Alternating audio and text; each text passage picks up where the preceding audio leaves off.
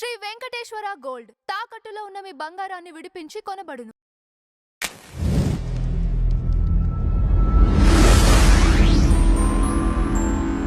Madam నమస్తే. నమస్తే అండి. పవన్ కళ్యాణ్ గారు బెంగాల్లో ఉన్నటువంటి ఇస్కాన్కి సంబంధించిన చిన్మయ్ కృష్ణదాస్ ప్రభు గారు ఆల్రెడీ జైల్లో ఉండి చాలా కాలం అయింది. ఆయనకి కనీసం న్యాయవాదిని పెట్టుకునే అవకాశం కూడా ఇవ్వట్లేదు అని విచారం వ్యక్తం చేస్తూ ఒక ట్వీట్ చేయడం జరిగింది. అసలు ఏంటి మేడం ఈ కంప్లీట్ స్టోరీ ఏంటి? చిన్మయ్ కృష్ణదాస్ ప్రభు అనే ఆయన చిన్మయ మిషన్కి సంబంధించిన ఆయన అనమాట.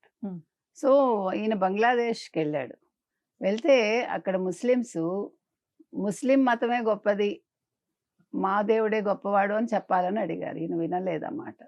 అంటే ఇంకా ఏ మతము కూడా మేము అంగీకరించము, ఉన్నది ఒకటే మతం, అదే ముస్లిం మతం అన్నట్టుగా ఆయన జైల్లో వేశారు. ఇప్పటికి 500 రోజులు అయింది. ఆయన విడుదల చేయట్లేదు. ఆయనకి లాయర్ని పెట్టడానికి అవకాశం ఇవ్వట్లేదు. గొంతు నొక్కేస్తున్నారు లాయర్లది. తర్వాత అసలు ఆయన ఆరోగ్యంగా ఉన్నారా, ఆయన ఆరోగ్యం ఎలా ఉంది, ఆయన ఎలా ఉన్నారు ఏంటి అనేది కూడా తెలియట్లేదు. కాబట్టి దీని మీద పవన్ కళ్యాణ్ స్పందించారు. ఇక్కడ సనాతన ధర్మం మీద ఆయనకి ఏంటంటారు ఆసక్తి ఉంది కాబట్టి స్పందించడం కాదు. బంగ్లాదేశ్లో ఒక హిందూ మతానికి చెందిన వ్యక్తి ఈ రకంగా ఒక జైల్లో ఉండడం అనేది ఎవరైనా ఆలోచించాలి. ఇప్పుడు మనకి లెఫ్ట్ రైట్ కాదు, మనం ఏ అంశమైనా అంశాన్ని బట్టి మాట్లాడాలి.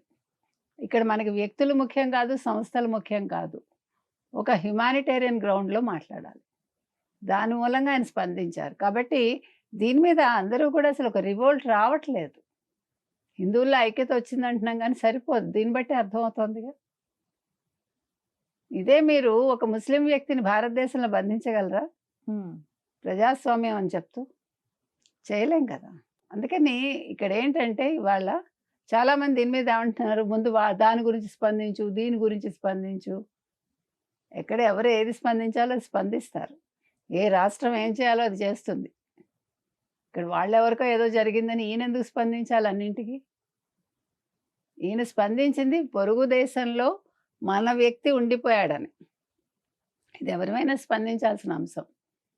ఇప్పుడు మీరు వచ్చి ఇక్కడ ఒక మతాన్ని ప్రాదుగొల్పినప్పుడు అతను వెళ్ళి అతను ప్రచారం చేసుకుంటే తప్పేంటి? నేను దూషించలేదుగా.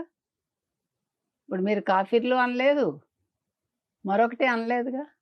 ఇప్పుడు హిందూ మతం అనేది ఎవరిని కూడా తిట్టదు, అందరినీ సమదృష్టితో చూడమంటుంది.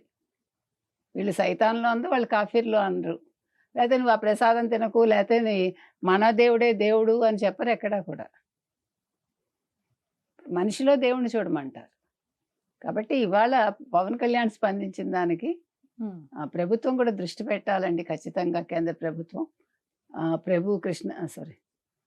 చిన్మయ్ కృష్ణదాస్ ప్రభుని విడిపించాలని కోరుతున్నాం. Right madam. Thank you.